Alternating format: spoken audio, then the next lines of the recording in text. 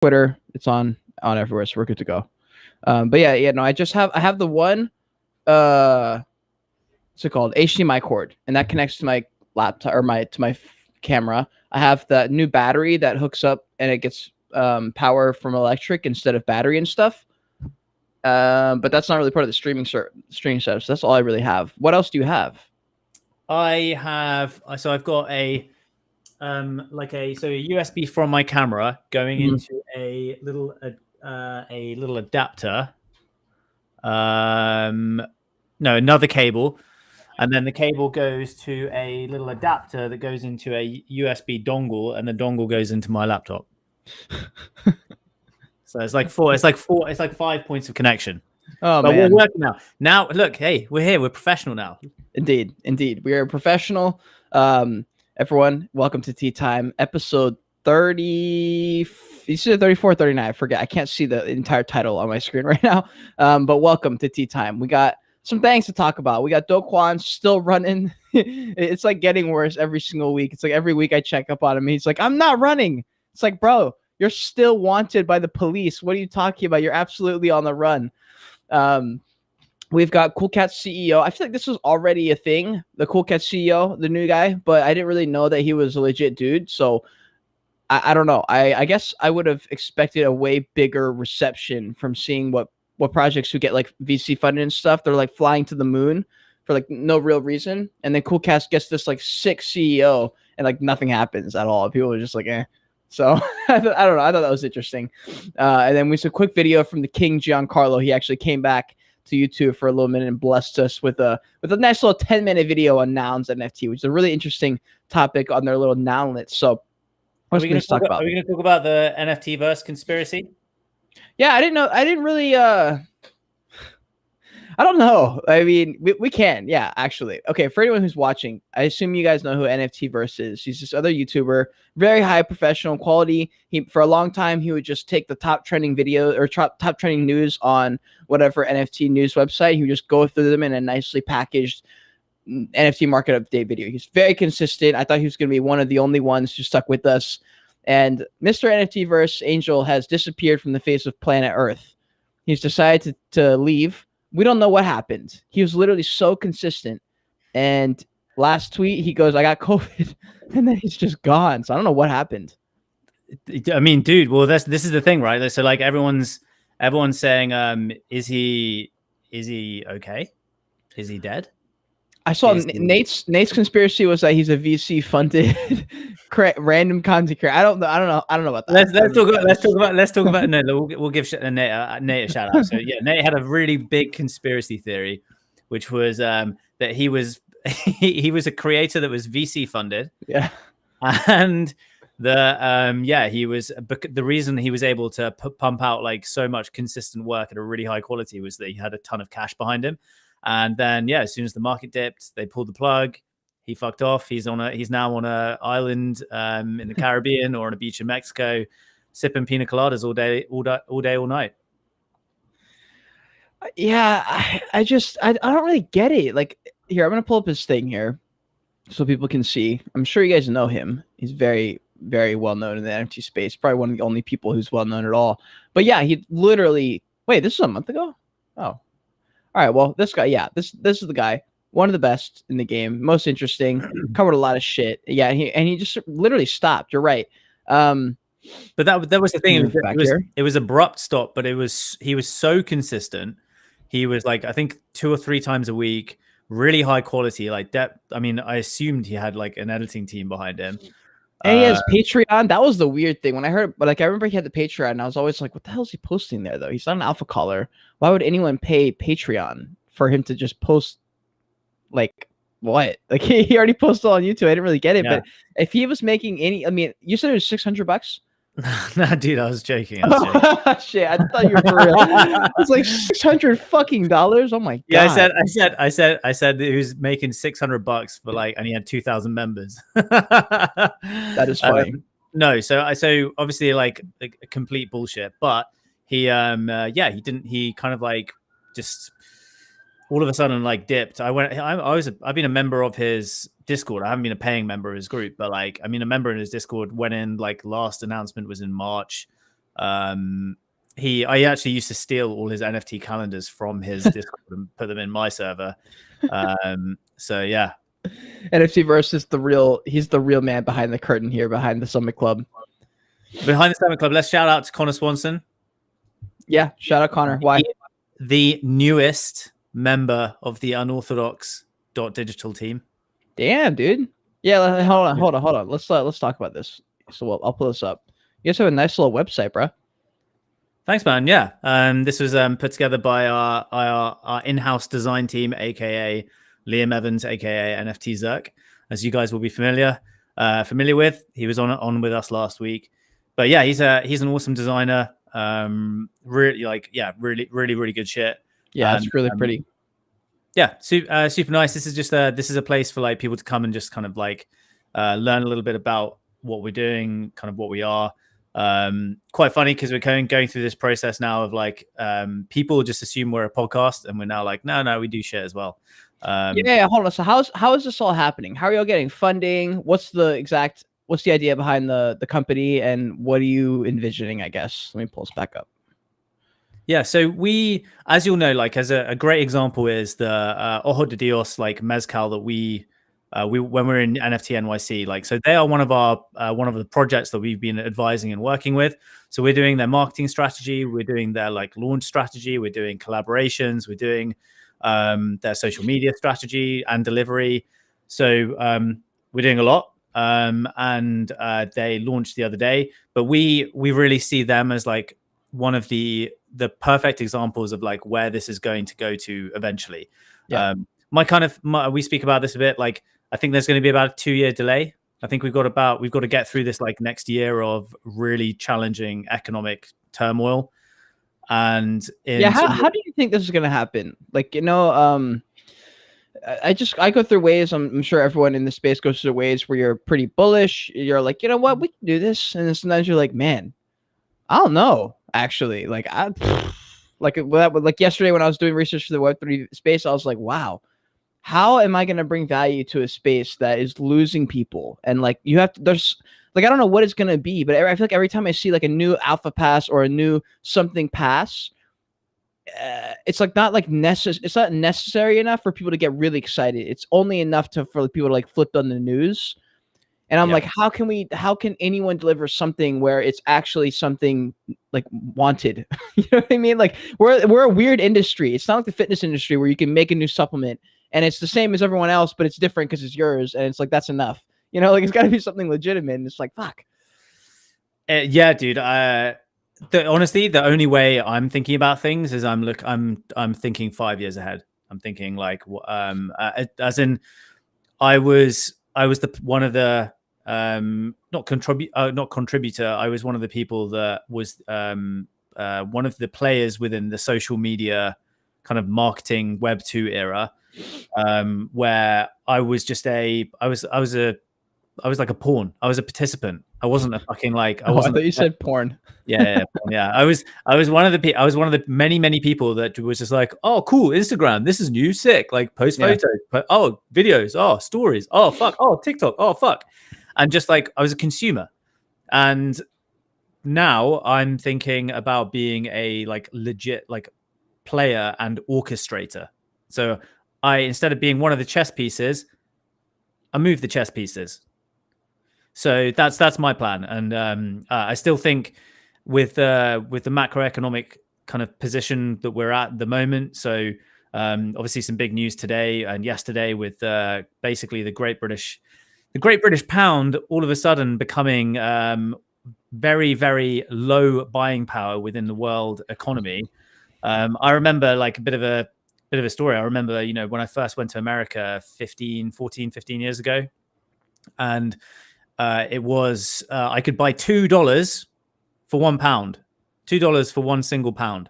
Really? So I used to go to America back in like 2009, 2010, 2008, 2007, and I used to feel like a fucking top G. Damn, Tom's out here. I was out there like a top G. I was going to Vegas, and I was like, fucking put it all on black, bitch. Let's go.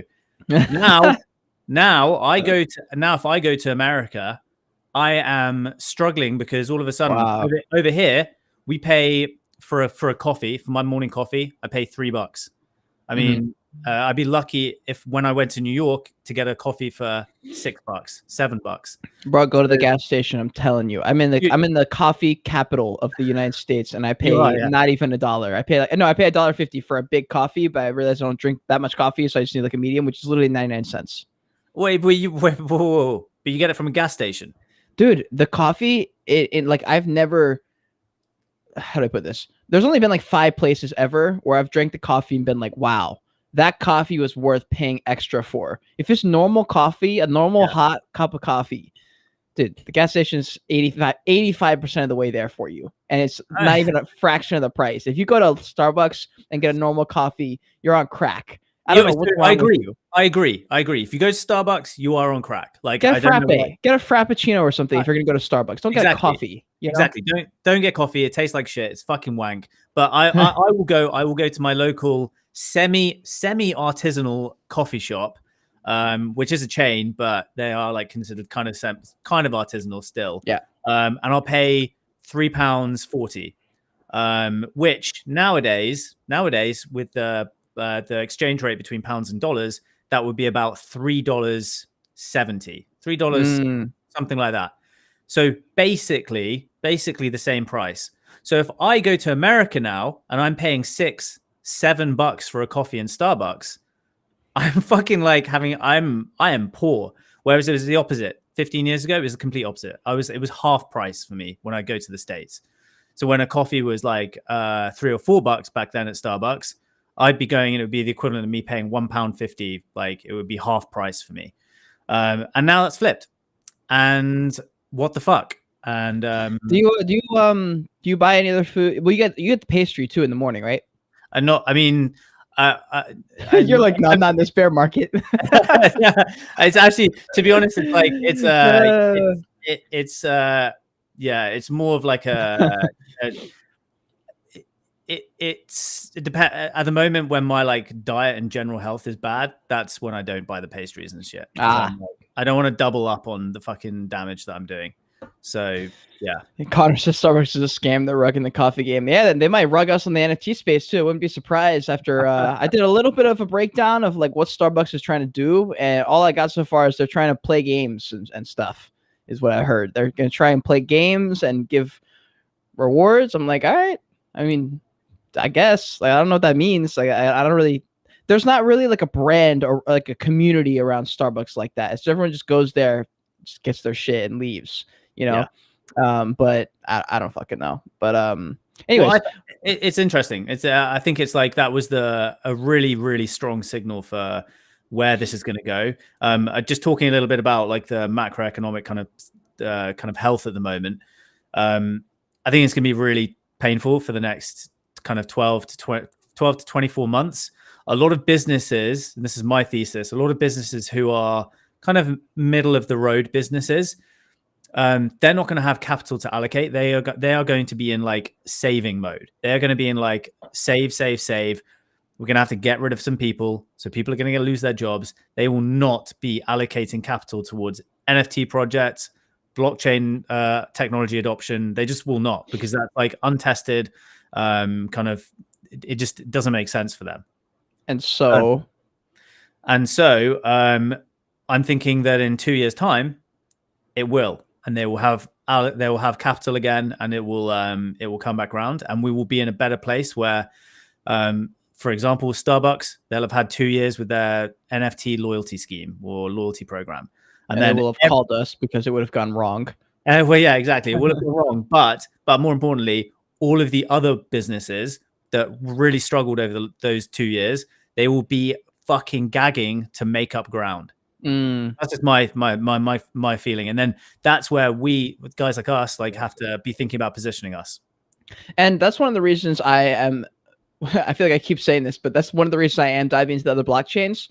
I'm realizing I'm like, okay, I've tried a few things. Some things have worked. Some things is like, eh. One thing I haven't tried is going macro lens, which is zooming in on a part of the Web3 space that I haven't before. I've been trying to cover it as a conglomerate, as an overview, trying to cast a wider net.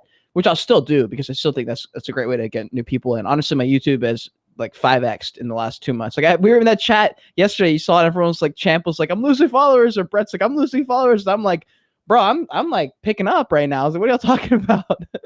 But it's mainly because of the shorts. But anyways, I want to zoom in on like the Elrond blockchain. Okay, like what exactly inside the Elrond blockchain?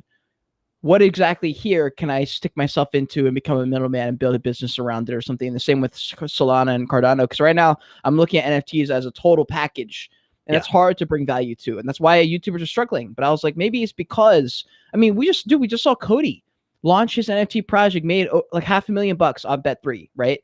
That's lit. That is crazy. He just sold out a collection in the middle of a bear market with a few weeks of marketing. I got a sick one. Let me show you the one I got. Wait, but let's talk about that. Why? Because there are a lot of reasons why Cody made $500,000. Because... Well, oh yeah. So the main reason is because he had a great idea with a hint of collectability. Shout out Gary V, which is the reason I think his project is going to do well. There we go. So that's the one I got. Great. I got a little devil horns. The suit with the tie is too good. So I needed it. Wait, hold on. That screams Cade Bergman. No, it screams Kate's been watching too much Lucifer on Netflix. But that's the one I wanted. There's a couple more of the masks that I want. I'm going to wait till the price drops, and then I'll pick one up. But yeah, it was fun for me. It was my first PFP on Solana. But the reason it did well is because it was a real idea, an actual platform that's using. People are trading right now. I need more time. I've been at that new job, which has been amazing, actually. And yeah, I need like a couple days to figure out what I'm doing and like have some extra money, and then I'll start gambling. And then me and Cody are gonna talk, see if we can strike up some kind of partnership, because he's got a really cool idea and I like it. And I'm working at a bar, and the people there are sick. Like I wish I had started that job like 6 months ago, to be honest. Like that job is fantastic, and there's so much, dude. It's so much money. It's weird. Talk to us about it. Tell us about it. Like, so what like first up, congratulations on starting. Thanks, bro. Like, I know that's been in the works for a while. I think like you, especially when you move into a new city, and it's been, how long has it been? Like 4 months? Yeah, it's been like 4 or 5 months. Yeah. Yeah, it's been a while, but it takes a huge amount of time just to even get settled in your own home, let alone like in the city. And now you're feeling comfortable, you know your neighborhood, like, and now it's time to like, to make some friends. And this is a perfect fucking time. We're going into winter. Like, you don't want to just be sitting at home alone all the time. Like, you want to be out socializing, meeting people. But yeah, tell us about it. Are you obviously not going to dox where you're working? No, I can dox it. I mean, I'm in the Seattle. I'm in one of the main yard houses, which is a huge conglomerate of a restaurant chain. I didn't realize how big they were, and their organization is ridiculous. And I thought I would hate it. I hate corporate typically, but I go into this new job, which I've never tried before, which is behind the bar. And their training is like immaculate. The guy who's training me is like super motivated because he's being upgraded to bartender right now. So for him, he needs to train me well. A, because like I'll be helping him behind the bar in a couple months, and B, because it looks good on him if he trains me well, right? And so I've been trained by like one of the best guys, and I was like, shit, dude, I'm gonna learn this stuff in like 2 weeks. Like I'm gonna be good at this within like 2 weeks, because I'm a quick learner and I want to be good. And the bartending job at this place, dude, there's like 200 bars on tap. It is a huge fucking bar. All the bartenders are high quality. They're good. They're really funny. And I was like, damn, dude, these motherfuckers are making like $700 a night. Easy. That's a huge restaurant, right? And I'm like, $700 for example, a night? At least. Yeah. I mean, we were making 500 as a server at this other restaurant I was working at. So like for the barbacks, which is me right now, I'm just training. I'm learning how to do the kegs and like learning all this stuff that I've never seen before. I'm making, dude, I think on tips, on a normal busy-ish night, it's like 150 a night on tips, and then the 100 on hourly wage. So you're making like $250 to $300 a night, not even like talking to customers, bro. I was like, what? That's so and sick. It's social. Like I get to knock out 2 birds with 1 stone. Like I didn't really want to be social and find a job of like a place to make more money and do YouTube, because it's a lot of shit. And I was like, okay, how can I knock out the social and the work one in one? I can either join like an MMA gym where it's a collaborative environment, or I can get a job that's going to make me money. And once I become a bartender, dude, I'm in the city of technology. Like everybody in Seattle is here working at like Amazon or Microsoft or Google. And I was like, oh, fuck, this is perfect. I was like, I'm going to be here for like the next couple of years building a technology like brand thing. I was like, holy fuck, this might be it. I can get some regulars who work at like Apple or something, Facebook. Next thing you know, Mark Zuckerberg walks in and gets a cheeseburger. Dude, Sucks. I'm so honestly, I'm so happy for you because that's like I know how first up how stressful it is just like applying for jobs and finding jobs, but like being able to land one and sounds like you've landed on a fucking sick one. Yeah, And it was great. to have because I know also like the social aspect is very tough, especially with what we do and especially with what you've been doing over the last like year.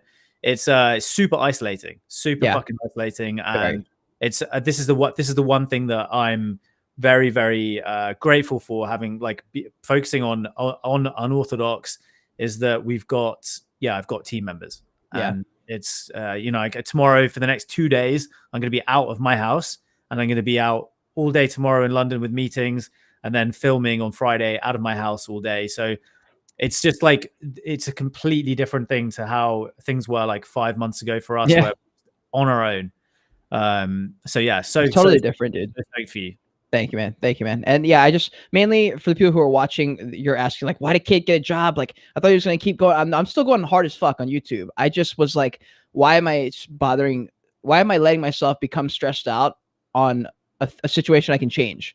I was like, I'm stressed out because my main online business is the Brilliant Honest Reviews, which obviously have slowed down way more since the bull market. It's always been profitable, like every single month. Like if I think about it from us as like a side gig, oh my God, unbelievably successful. If I think about it as a main gig, I think about it, I'm like, okay, that's just a startup that's like hard, like a normal startup, right? Very good startup in the bull market, but in this bear market, it's fine, but this is not a job that can be a main job in a bear market. It's just there's just not enough not enough in general in the space, right? So I was like, Yeah, okay, like I'd rather not stress about being like, oh my God, only like 2 people have I've only done 2 or 3 this month. Like I don't know if that's enough for this and that. And like, you're breaking even every month. You don't have the extra money to do this or do that or buy something. And I was like, okay, well, I know these restaurant jobs pay a lot of money. I can give up a couple days a week, no problem. So I'm thinking about doing it 2 to 3 times a week. sick.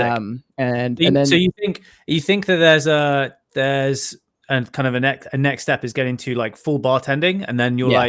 you're pulling in like 500 plus a night.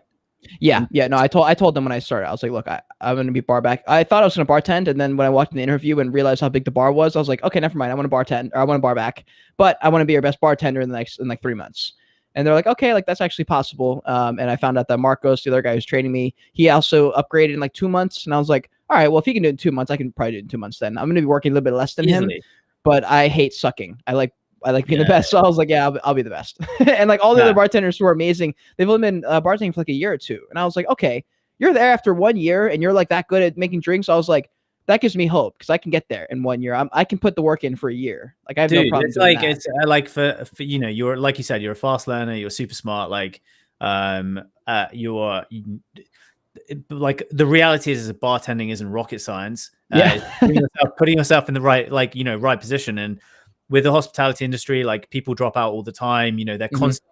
If someone drops out, like the next person they're not going to go look for someone else to hire. They're going to be like, Yep. hey, let's just fucking teach you how to do this real quick. Like you get on a couple of shifts and then you're in it full time. So Yep. that could very easily happen.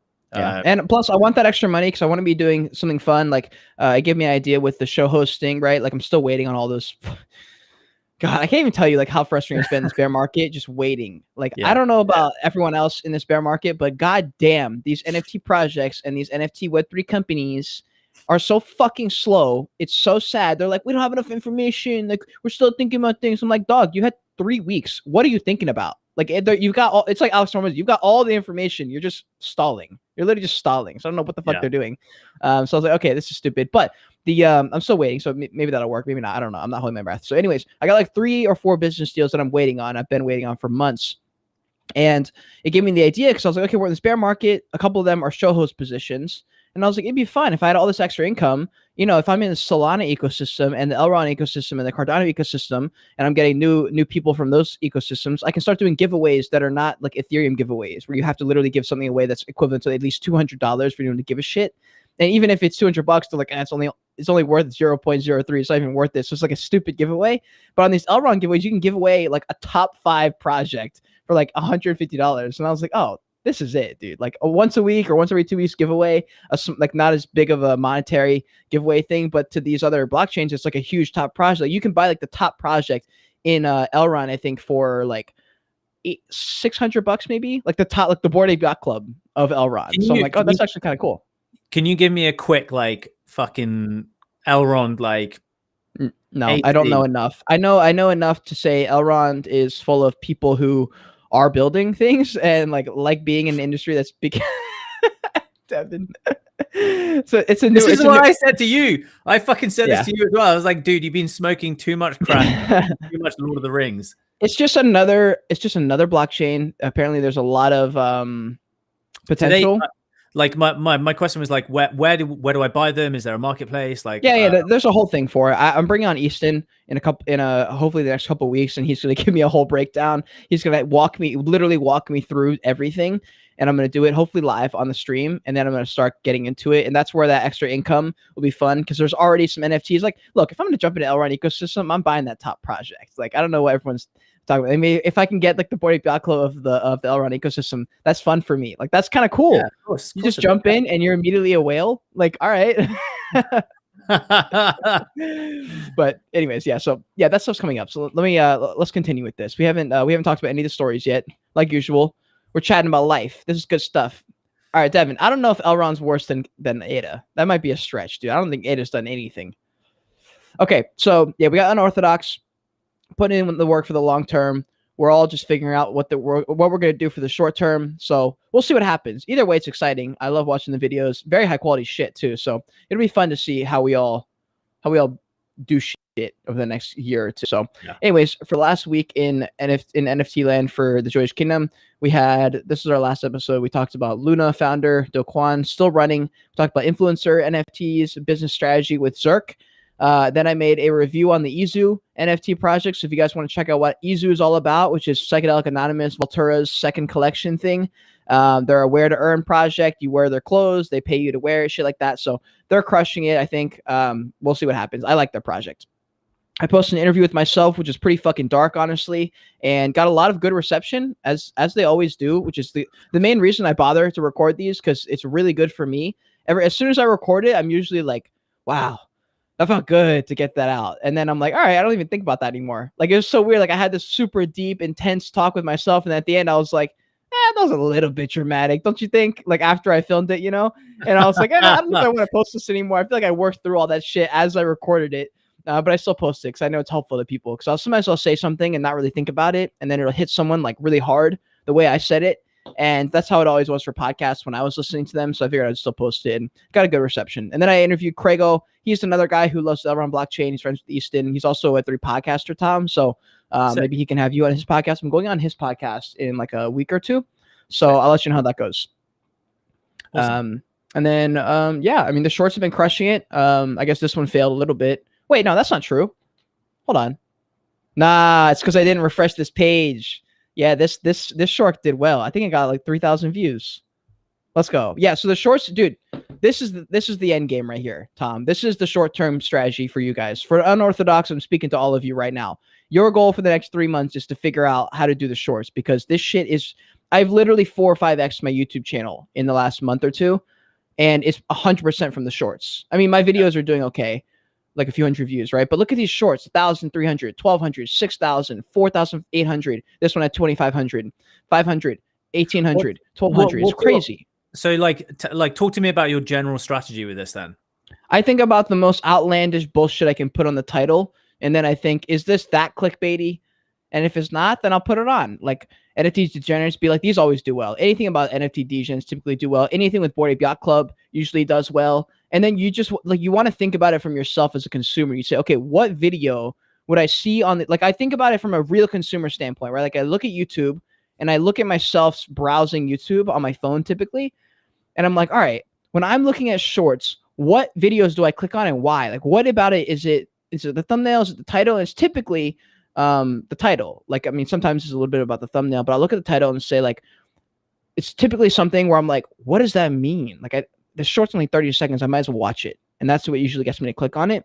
So I see this, like, most embarrassing public speaking experience, 6,500 views. They got the first 5,000 in like 20 minutes. It's like that story or that video does well, because it's like, oh wait, the most embarrassing public speaking event is like, I got to know what this means. Like, what does that mean? What did it do for him? Did it hurt him? Did it make him better in the end? Like, you know what I mean? It makes all these extra questions. This one, The Secret to Unlimited Potential, in all caps, 2,000 views. So all caps is working really well.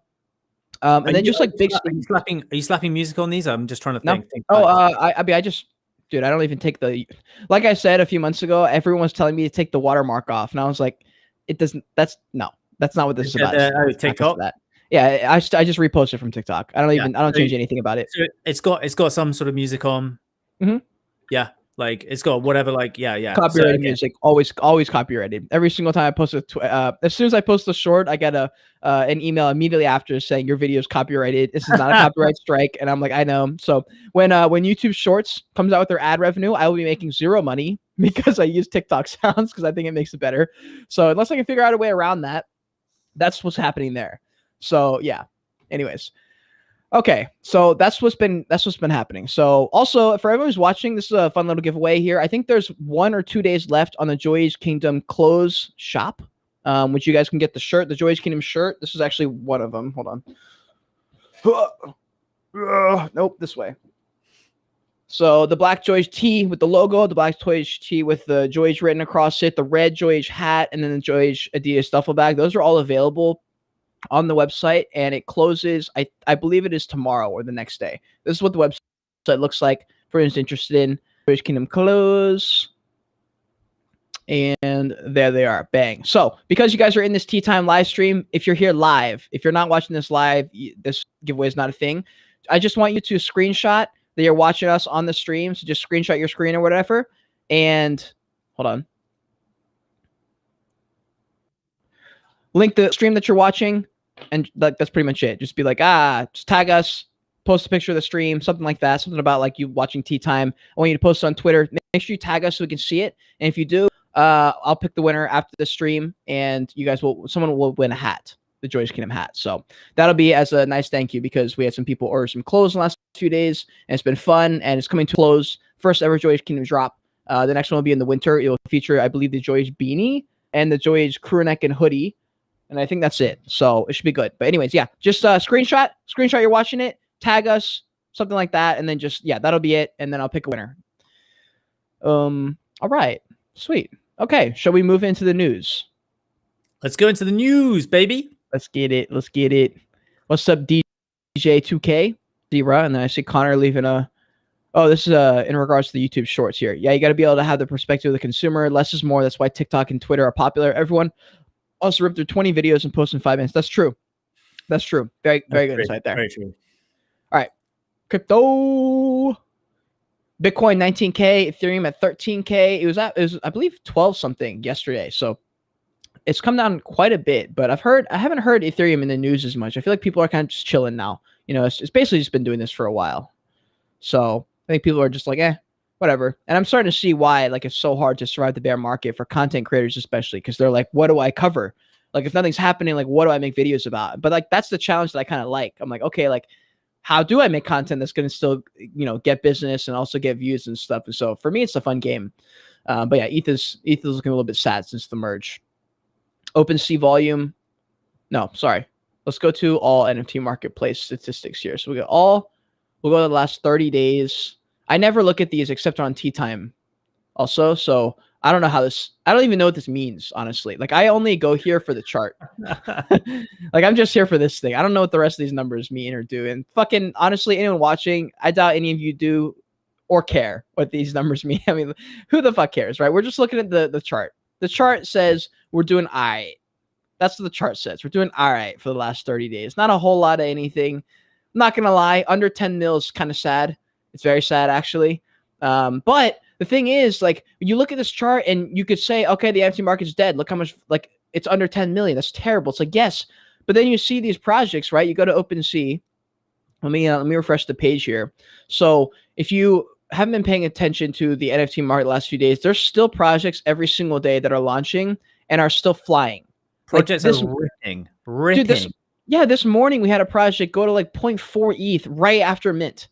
Yeah. And I was like, dude, there's like tons of, and I'm hearing about this like on the daily too. Like there's projects all day, every day that are still doing well. And I don't really get it because all the sentiment around NFTs is negative. And I'm like, but all these projects are doing well. I don't get it. I don't really understand. So like my theory here is that there are like there's a plenty of people, the people who are still playing here, there's people playing a game that have tons of capital, tons of liquidity, and they are just day trading the fuck out of this shit. And they are like, well, you know, they've got all of the analytics platforms, they know what's minting, and there's, for people that are doing that, if you've got the capital, if you've got like fucking like tens, hundreds of ETH to throw around, and you make it, you look at it like day trading, you have all of the analytics that you're at your disposal, you can fucking ride these pumps so well, so hard, and make bank. Chad, I'm not gonna lie, Chad, this is a out of the blue fucking comment here. A few weeks late, he says Vitalik is hung like a horse. Yeah, well, I mean, I don't think there's anything else to add to that apart from he's got a big dong. Total Chat, anyone working on it? So Total Chat, actually, I'm always working on my next set of NFTs. I have my NFT photography pictures collections, they're art pieces, which I say this all the time, but I want that to one day be considered like high art.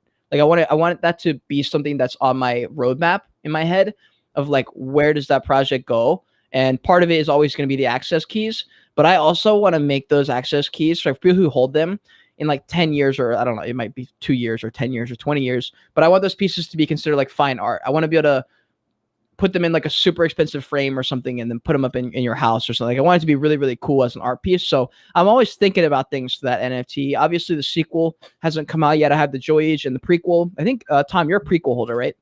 Hell yeah. Yeah, so he's a prequel holder. And then we also have the torches for people who can't afford the access keys. They're way less expensive than the access keys. And all the links for that is in the description below. But the sequel NFT is always on my radar. I don't know. The sequel has begun, right? Like, we're in Seattle. The sequel in Seattle has begun. I haven't really brought my camera out to take photos because I've been just like, there's nothing to take photos of. I'm just fucking making videos all day, or I'm making money. Like, there's nothing to take a photo of right now. So I'm like, okay, that's this period of my life. So I assume there will be probably one photo from this period of my life. And then when my life resumes and I have money to like travel and do things again and maybe delegate some things, I can start to think about opening up that collection. But I don't think the sequel collection is coming anytime soon. How about you? How about you? Are you still doing anything as far as the art pieces? I know you were going to do that with the Summit Club, but then we pulled out of that, obviously. So what are you thinking? Yeah. They're like that. To be completely honest, the intention is still there. The intention is to do it. It's just making sure that like it's done in the correct way. I've got a pretty cool meeting. Well, we've got a cool meeting with the marketplace, an NFT marketplace launchpad tomorrow called Fair XYZ, which would be quite cool. So I'm just looking at options in how best to do things. Just trying to like stretch this out a little bit further and be like, okay, well, if I make the right decision now, like this, you know, like you, it's like, how do I make sure that this is done correctly? Yeah. So yeah, there's still the intention is there. Like, if we're going to be doing NFTs, they are one of ones that are low volume, scarce as fuck, and this is the genesis of our genesis. And you're totally, you know, you're kind of like aim for it to be fine art. Like the truth is that there's nothing that you can do apart from continue on your path, and what will be. And if you continue on your path, those will be fine art and very fucking valuable. And there's nothing you need to do about it. It's just time. Time is that all the like the strategic partnerships, time, and then just it's the connections, right? If I can connect with someone who does anything or knows something about the industry, you're in. Yeah, we're talking about the trajectory of Cade Bergman's life. Like, is that like, how many items are there? 30? There's 20 in the first collection and 26 in the second collection. Okay, so the answer is that, like, yeah, imagine if Gary V only did like 20 to 30 pieces of like, you know, little doodles for V Friends, but did them 20 years ago. Dude, those, you know, like Motion Marcus, the guy from Invisible Friends, his NFTs sold for like what was that? Maybe like 10 ETH or something like that, each one. And that's where my thought process, that's one of the steps actually on the roadmap that isn't like announced for the Joyage Kingdom. At some point, I'll have one of ones released on Foundation. They're not going to be access keys. They're just going to be one of one NFTs that have no value. They're just going to be art pieces. And that'll be once I've kind of tapped into that art world where I want to start to define the NFTs as art pieces as well. And we'll see how those do. I'm not expecting to make 5 ETH from it, but it would be cool to see something like that happen and kind of try to go down that rabbit hole of being like an artist too, because I have that side of me. Dude, you are an artist. Like anyone is an artist. Like if they create stuff, you're a creator, you're an artist. Like, yeah. Well, no, what I'm saying is I want to sell it for 5 ETH or something like that, but I don't want it to be sold for 5 ETH because of my brand, like not because like I'm a YouTuber or something. Like I want it to be because like the person who watches me likes my videos, but it's like that's a cool art piece. That's why I want sold, you know? which is like because there's a couple of elements to like the whole art thing, because there's a lot of contemporary art which is absolute bullshit. Yeah. a little like but then you look at your photography, it's like extremely high quality photography. Like Thanks, that bro. No one can look at that and say that's poor low quality art. That's incredible art. And we're in the grand scheme of like you building an audience and people supporting you at this early stage, like stretch this out 20-30 years, of course they're going to be super valuable. It's like that's just the way it's going to go. I like kind of a bit of a side note here, but like this is quite cool. I managed to confirm that hopefully at some point in the next like 2 months, I'm going to be able to interview my very favorite artist in the entire world. Really? Yes. Yeah. He's an artist in Manchester that I've been following for like 6-7 years. And he agreed for me to interview him. Going to go hang out with him in Manchester, and I'm fucking stoked. So very cool. Oh, is that the guy you've been posting for episode 1? No. He's another one of my favorite artists. But this is he's a painter. He does contemporary art. He's been following him. He like did a little bit of YouTube like 7 years ago. Fucking cool dude. Just like I kind of reached out and I was like, I'm doing this. I'm interviewing like high performers. You're my favorite artist. He's similar age to me, and he was like, fuck yeah, let's do it. Let's go. I'm gonna like, it'll be a proper. I'll go out to Manchester. We'll do like a kind of. I'll make it like a vlog style. He's like he's a barber as well as an artist. That's his like day job. So he owns a barbershop. He is a contemporary artist as well. His stuff goes for thousands of pounds. So like really fucking cool. So again, all this is just an example of like how there are tools that we can leverage to, which is the tools that we're leveraging is the fact that we have audiences.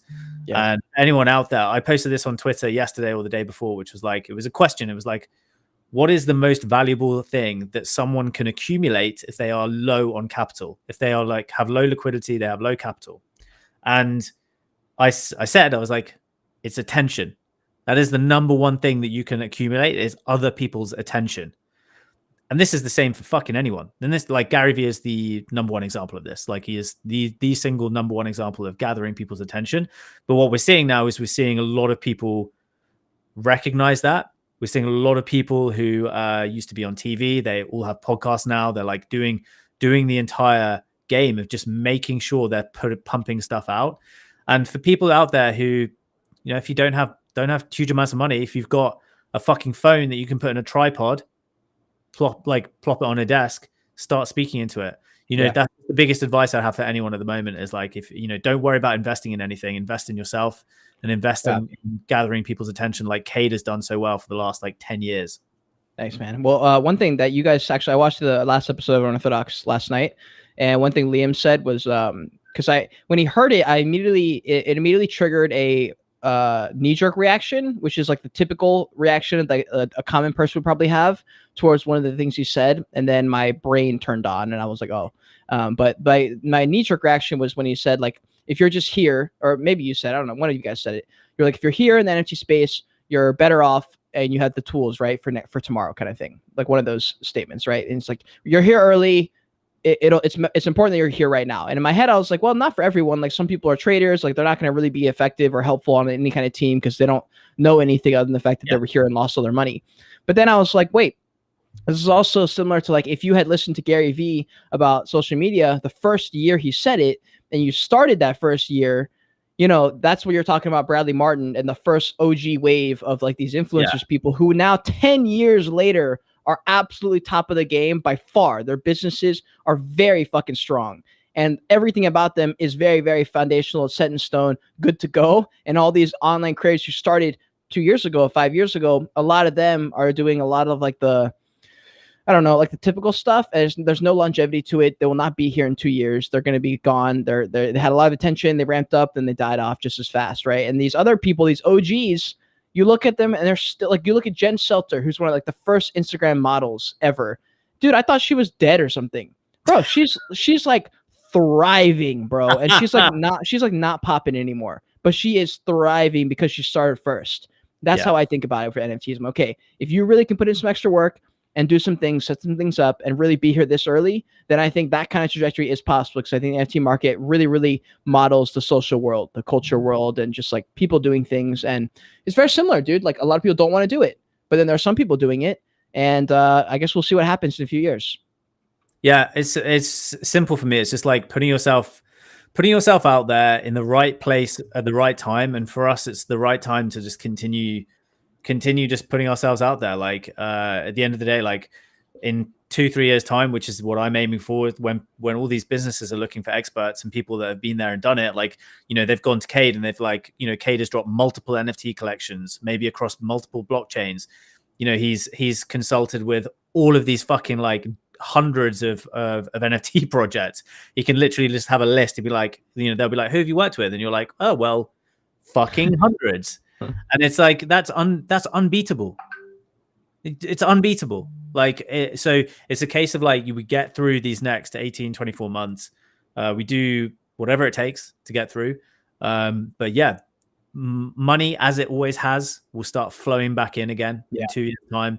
Well, plus like all my, like, it's different. Like when you think about what success is like, is that views? Is that subscribers? Is that like, what exactly does success look like in a bear market? And I look at my past few months, I'm like, dude, some of the biggest people to follow me have happened in the last like 3 months in the dead of this bear market. So I'm like, okay, A, they're looking for who else is doing good work in the bear market, but two, like, it doesn't require all the things that maybe a trader needs to be successful for me to be successful as a creator and like entrepreneur kind of thing. So it's very interesting. What is Chad saying here? And we're seeing a collection of famous porn star Browns. And she said, yeah. The NFT world has a lot of bullshit too. Devin said it takes $0 to make connections and friendships. Yeah, I agree. This is something that you just don't really think about it, I guess, unless you're in this world doing these things. But like random, it's always like the most random things that set you up. And you're like, wow, I didn't really think that was or you'll do something cool. And then like a few weeks later, like some good karma will come your way and you're like, damn, that's lit. I did not expect that, you know? And so that's how I look at it too. Yeah. Big time. All right, let's hit this first story here. 40 minutes into the episode. 50 minutes into the episode. Okay. So you guys saw the top charts of the NFT project. Nothing crazy here. There's a couple of projects I haven't really heard of, but I don't know. Not a whole lot to talk about there. So anyways, 5 reasons to be bullish on the Cool Cat's new CEO. Shout out WGMI for the article. I still, by the way, I think they're the best for this kind of stuff. Just like how they lay everything out. It's very pretty. I don't know. I like it.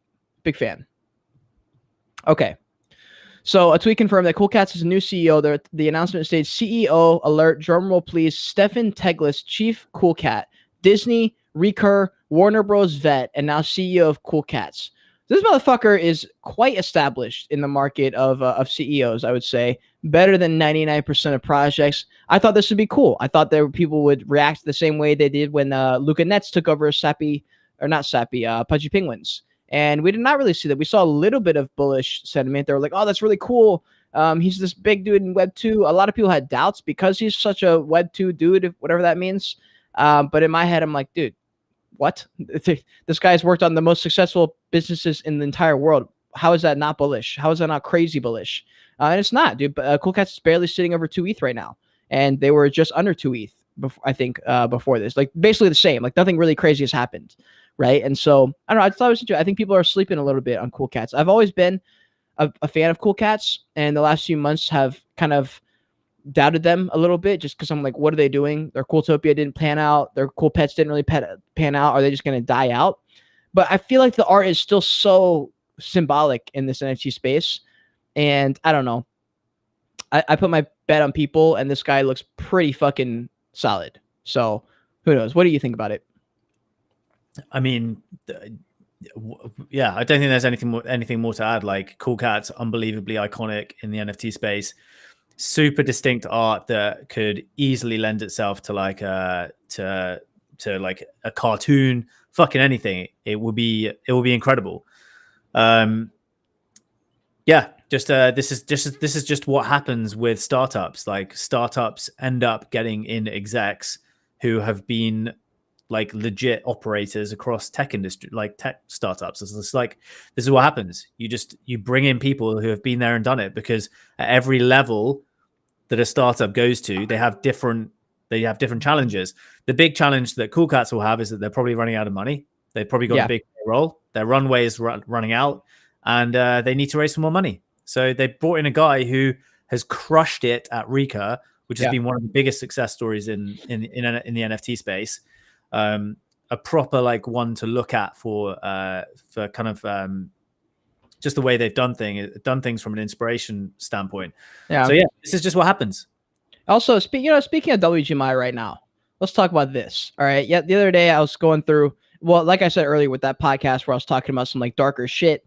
Like, one of the thoughts I had was like, damn, maybe I should have had a money grab back in the fall. Maybe we should have just done that, because like now you're looking at this bear market and all the people that are building, a lot of them are using the funds they made from the bull market, right? If they sold out an NFT collection, and I'm like, man, if I just sold out an NFT collection, I wouldn't have these problems of having to go get another job to bring the balance of money. I could just use that money, hire out people, continue to build. Now, my rebuttal to that is like, well, I probably would run out of money anyway.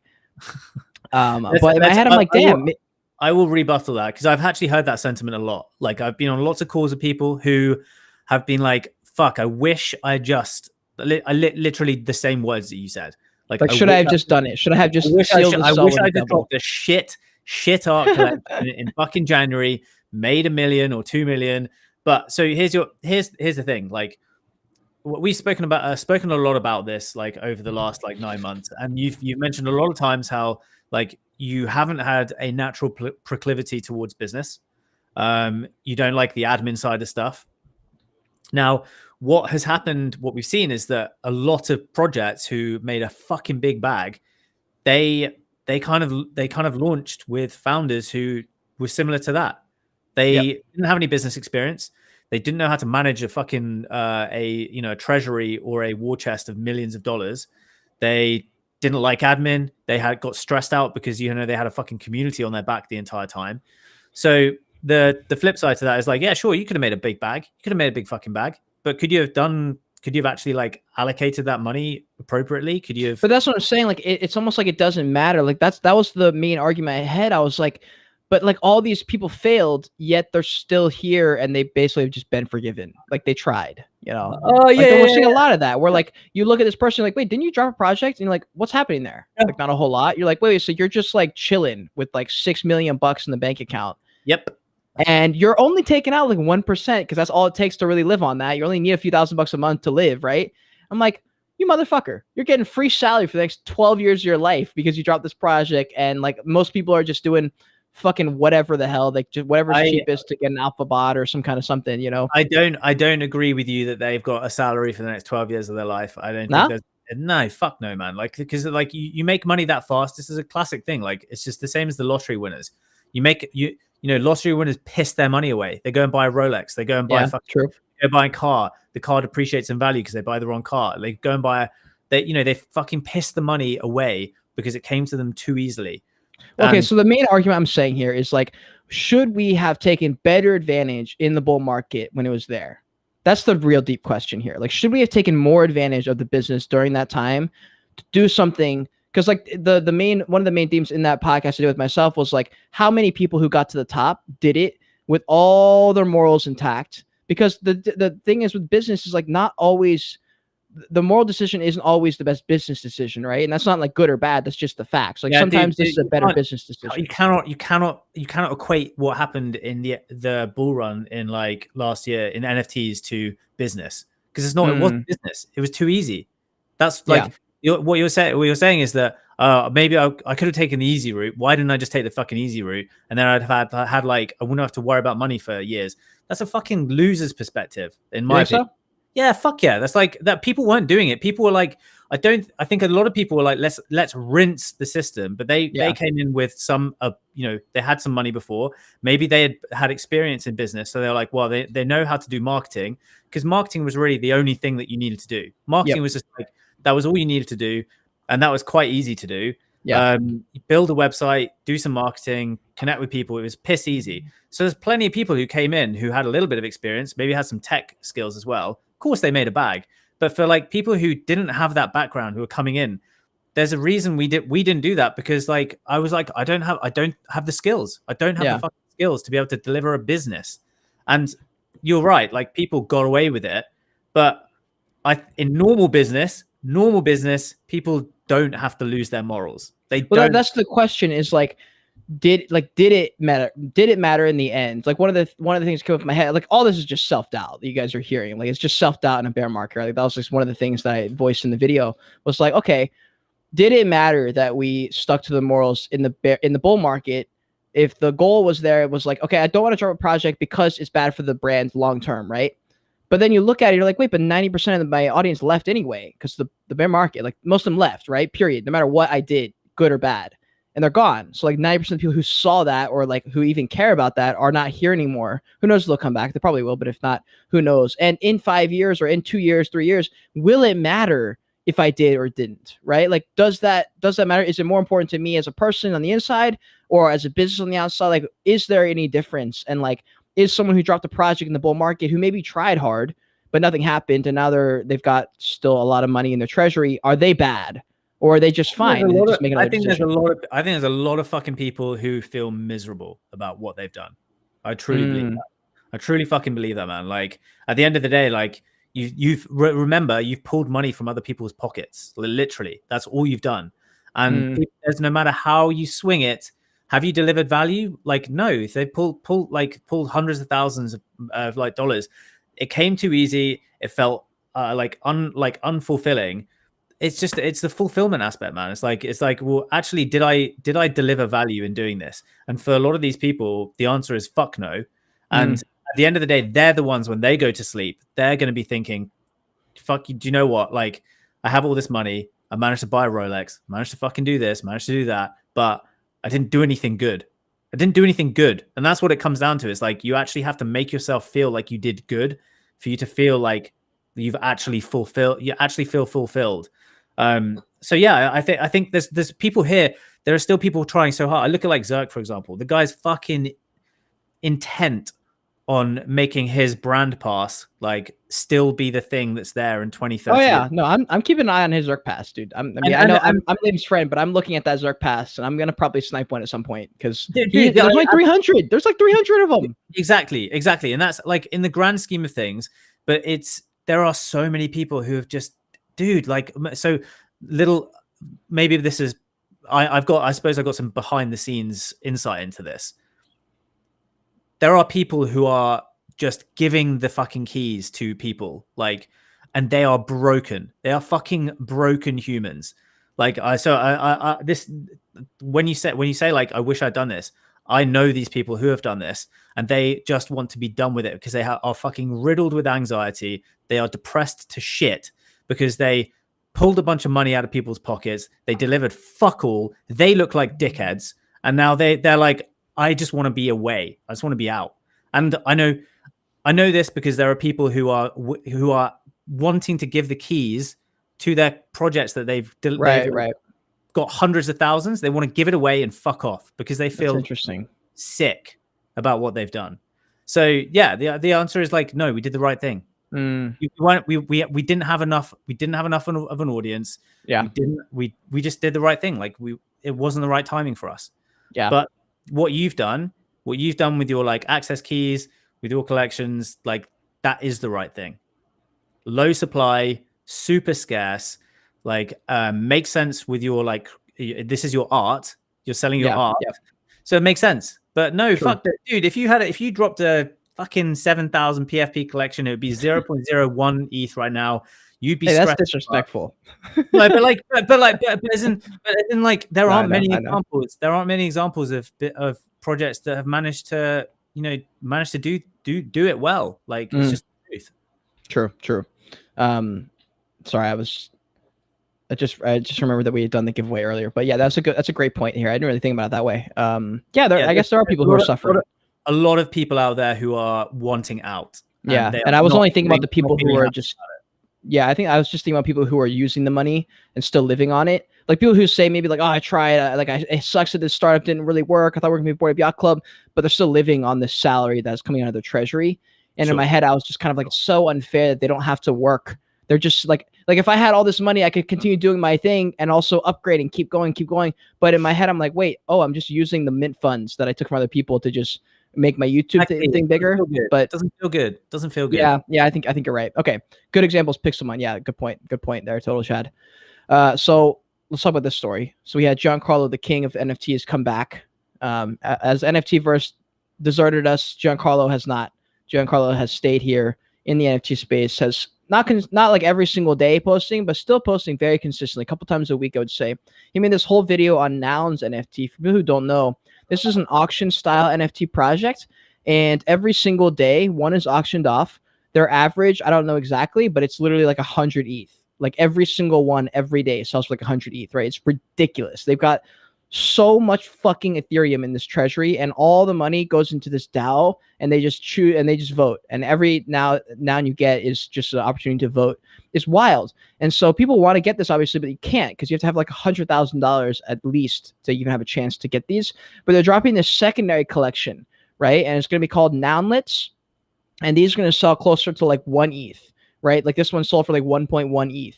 So way cheaper to get in, and they're looking to change it up. This is very different than most people. This is more similar to what I did, where I just dropped like 20 NFTs in OpenSea and just left them there really cheap, and let people decide, like let the market decide what they would put that value on there. And so it's kind of similar there. They're just kind of putting it out there. There's no like mint day where there's 2,000 of them minting, and you pick them all up, and then you have a couple days of chaos, and then everyone forgets about you. It's very different, and this has been successful in the past, and so. It was a very interesting idea. I'm curious to see like what your thoughts are on launching this way, where it's like an auction every day. I don't really understand how it works. I don't know why people are paying 100 ETH every single time, unless the DAO is literally deciding to just give the money back. I don't really get it, but it's crazy. Yeah, I'll be complete transparency. I've never looked into Nouns fully. I've never and I know I should as someone who's an NFT expert, but yeah, the numbers, all I know is that they kept their entire treasury in ETH. Yep. And therefore, theoretically, if a tax bill comes their way, they will wipe out the majority of their treasury. But I don't know if they're ever going to cash out or switch. I think they're going to keep everything Web3. Like I think everything they decide stays on Ethereum. Yeah. So they might not have to pay any taxes if that's the case. Yes, like I don't know how it's going to work. It's a theoretical thing, but yeah, they obviously didn't change any of their cash into USD. But like yeah. I don't really get how they're like, who is buying these, bro? Like, I don't get it. And I've done a full review on them. Like, I have a full video review on the project, and I still don't get why the hype is there. I assume there's some rich people involved. Other than that, I don't really understand how these are selling every day for 100. Yeah, that's why I've always asked. I haven't done any research into it because, to be honest, like I don't want to get depressed at like how fucking wealthy these fucks are. Because yeah, the numbers just sound ludicrous. It's crazy seeing how much money the marketing world just brings in. Like if those who can market crush it. There's this guy on TikTok that I follow because he has funny lies. He just gets so pissed off at people. And he's this fitness dude, and he just makes meal plans, right? So a lot of his videos are centered around either the gym or eating or whatever. And he just goes on live. And like every live, he probably makes 5 or 10 sales just from talking to people, answering questions. People going, oh, like how much are the meal plans? Like $30, whatever. He probably makes $200-300 every live. He goes 3 times a day. He's making like $300 a day just from that. He also has people getting, he also has like new clients from just videos he's posted, his other social medias. And dude, the man's making like 30 racks a month. Just like going live on TikTok basically and making these like, I'm sure, generic ass meal plans. And I'm like, fuck, dude, this guy's just figured out the marketing game and he's making 30K. It's ridiculous. How many like followers does he have? Like a few 100,000 on TikTok, and like every live stream has like 100 to 700 people in it. Yeah, it's again yet another example of like, again, why this is why we didn't drop a project, was because we didn't have a huge audience. We didn't have people that would like could buy all these things. We could have like pushed it, but yeah, when you have hundreds of thousands of people, you draw, the numbers make it very easy. Yeah, that's true. The numbers do give you a huge hit of credibility, actually, like in reputation. Like if you have X amount of followers, people they just expect that if you have that many followers, that means you've given equal amount of value back, I think, which is a little bit stretching of the truth for pretty much every social media. Like honestly, in my head, like except for YouTube, everything else is kind of bullshit. Like you just don't know who's actually credible. Like just because someone has 100K, there's someone guaranteed with 3K with way more helpful value for yourself. It just depends what you want. Yeah. So yeah, I mean, whatever. But I thought it was interesting. So anyways, here's the final story. It is by TechCrunch, and oh, this is not the right page. Hold on. Did it just say Tumblr not bringing back porn? It did. I don't know what page this is. All right. Oh, here we go. Here, I was really hoping they were going to bring back porn. That is that's disrespectful to everyone. That's ruined my week. Yeah, that's fucked up. Okay, let's see if my computer will. Is it frozen? What's going on? Oh, here we go. All right. South Korean prosecutors confirmed they seek to freeze Bitcoin assets linked to Do Kwon, who's the founder of Luna, which went to zero, by the way, for everyone listening. They want to freeze his Bitcoin assets. That's crazy because that's like the exact thing that crypto, I mean, whether or not you think he's a bad person, that's like the whole point of crypto, so you can't do things like that. Like every single time I have to call my bank to get them to approve my credit card again or debit card because they think I've done one too many transactions in a day or something. And I'm like, you motherfuckers. Like I got to go through this like 10-minute process with a fucking robot automated voice. Like, hi, did you order this for $1.99? I'm like, yes, bitch. But anyways, yeah, so they're thinking about trying to stop his thing. There's basically different kinds of exchanges. And if he's got, 75% of his net worth on KuCoin or something, they can freeze KuCoin somehow. It just depends if they're going to roll through with that. I'm not sure. This is a similar story to like Donald Trump. Do you ban Donald Trump on Twitter because you think his tweets are dangerous, or do you uphold the Constitution and say, no, if everyone can say what they want, or do you kick in the social media, which is their private company? They can make whatever rules they want. Same with restaurants. They can serve whoever they want. And it's one of those things that, like, I don't know what the right answer here is. Like, should you freeze his 1,300 Bitcoin because this is going to keep him run? He's going to be on the run forever if he has access to 1,300 Bitcoins. He's rich. He's a rich man, and he's running from the police. But so this is what we said, though. Did we speak about this last week? Like, yeah, like how, if you have Bitcoin and you have you have cryptocurrencies, how are you able to like fund? I mean, maybe this is just a stupid question, and this is easy, but like if you are an international, like, just a vagrant, just like running around the world from country to country, run, how do you exchange your crypto for like real world fiat that allows you to buy just basic shit? Like, you don't, dude. That's top G stuff, right? Remember, top G, it's about who you know. So you just you pull strings. You say, hey man, just send me 200 grand. I'll just transfer you X Bitcoin. Yeah, I got you. I think it's like that stuff. I think that's it's like it's the basics of like having a bank account. Like to how do you get cash? Is my point. How does one get cash without having a bank account? You just ask someone like, "Hey, pay for this. I'll pay in crypto." You're basically just hustling like a fucking criminal, basically. Not even that. You just like, look, like, give me a credit card. Like, you give me a debit card. We'll link it. Like, I'm sure there's friends or circles. You use someone else's credit card in exchange every month. You send them ETH equivalent to what you spent. Yeah, fuck yeah. Like that. This is why I'm not a criminal, man. I don't know these basic tactics. I do. So maybe I'm headed in the direction of top G. No, and that's the reason I brought up this topic in the stream, because I was like, I made that podcast and I was like, what is the difference between good and bad? Like, what qualifies as good? And like, is it morals or ethics, where it's like ethics are like an agreed upon moral across a community or society versus morals are important to you? And I'm like I said, not always the best business decision is the best moral decision. It depends. And like all circumstantial, like there's a decision you can make, which like, okay, like we should do this because it's a good business decision, but maybe it goes against a couple of my morals, but like, fuck it. Like who do we, the people who won, we don't know what decisions they made behind closed doors. Like that was the comment that was left on one of my videos yesterday. They were like, I know a lot of people who made it without putting their morals in question. I'm like, do you know that?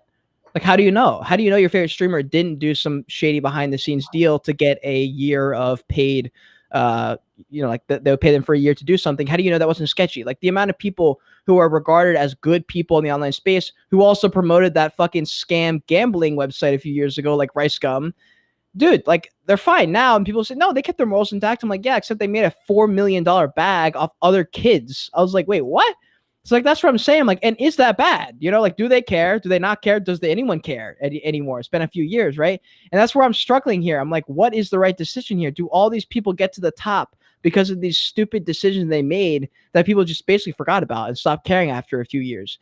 And that's where, I don't know, I'm just kind of wrestling with that in my head a little bit. Well, the whole there's there's a British guy, actually. I don't know if you know him, but he got big on on LinkedIn last year or the year before, and he kind of coined this phrase, the contrapreneur. Oh wow, okay.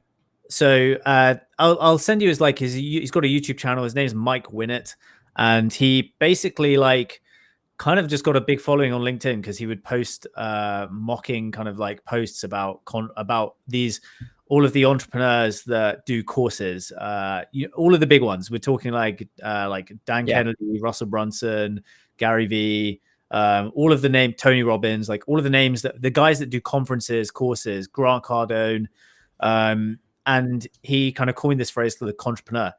And he basically does this YouTube series called Contrapreneur Bingo, where he does a YouTube video and he basically has this bingo sheet. And it's he does a stamp for every single thing that these guys promise.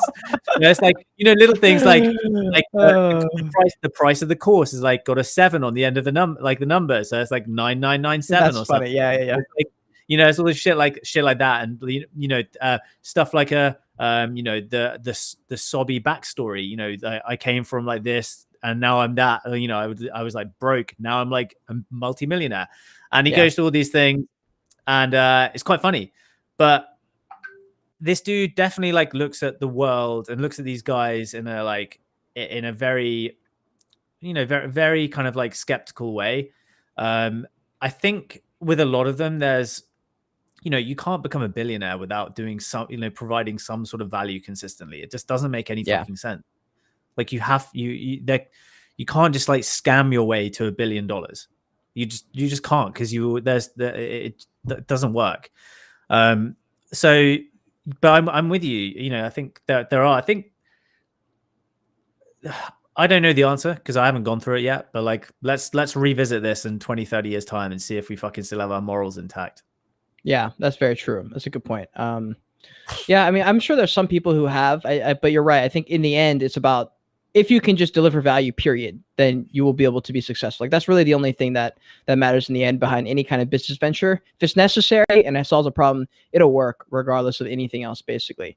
And I'm trying to find this. We're just fucking website. We did this first ever business little segment at the end of the episodes, and man, I had this great website from a few weeks ago that I found, and I don't know where it is. But so typically how this segment goes, fam, is we'll ask a business thing for the last part of this stream, and we will just discuss things in a business sense. So we've kind of been doing that the whole show, but we have, we've got just a heads up. I do have a call in 7 minutes, so it's gonna have to be a fast business 2 minute one.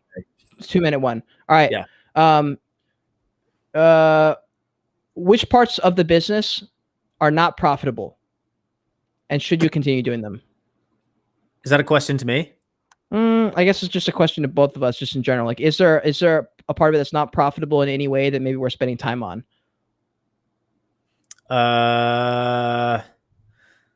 So I actually, it's a question that is the main. That's literally the whole game. The game is how do you focus on profitable things? When it comes to business, though, there is no shortcuts. With every single business, you need high quality human resources, high quality operations, high quality financial department, high quality sales and marketing, high quality product team. You need all of those. And the actual game is making sure that you give every single one of them the attention they deserve.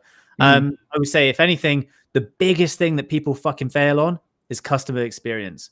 They work so hard on sales and marketing, selling their product, and they do not put enough time into making their customer fucking Mhm. ecstatic about using them. Agreed. So yeah, Agreed. but no, it's tough. That's a tough question to answer. That's the game, trying to balance everything. Yeah, it's tough because some things are profitable in the long term. It might be profitable later, and you're just laying out the foundations. It's hard to think about. Like for me, the most profitable thing is making content, thinking of things for content, and then continually asking myself the same questions, which is like, what can be offered? What do people need? And asking myself that question, my subconscious, as I'm learning new things. As I go into Elrond blockchain, as I go into Solana blockchain, what are problems that I'm seeing there that haven't been solved that I could maybe figure out a way to solve? And that's one of the things I do. And then to end this stream, guys, thank you so much for being here. Code word at the end is going to be run, Forest, run for Do Kwon. All respect to the dude running, I guess, or whatever. So anyways, okay, code word is that. Also, here's the winner of the hat. Wait, focus. Oh, it's Jock. It's Jock. It is indeed. It is indeed, Jock. So congratulations. I'm going to shoot you a DM. You won the hat. So you'll be getting a Joyage hat from me. Lit. Guys, make sure you click that like button, subscribe to the channel. If you're in here right now, if you're one of the people watching this right now on YouTube, at least, I know it's streaming everywhere else, click the like button for me, subscribe to the channel. Tom's listening to the stuff below in the description. Until next time, continue on your Joyage, continue to learn,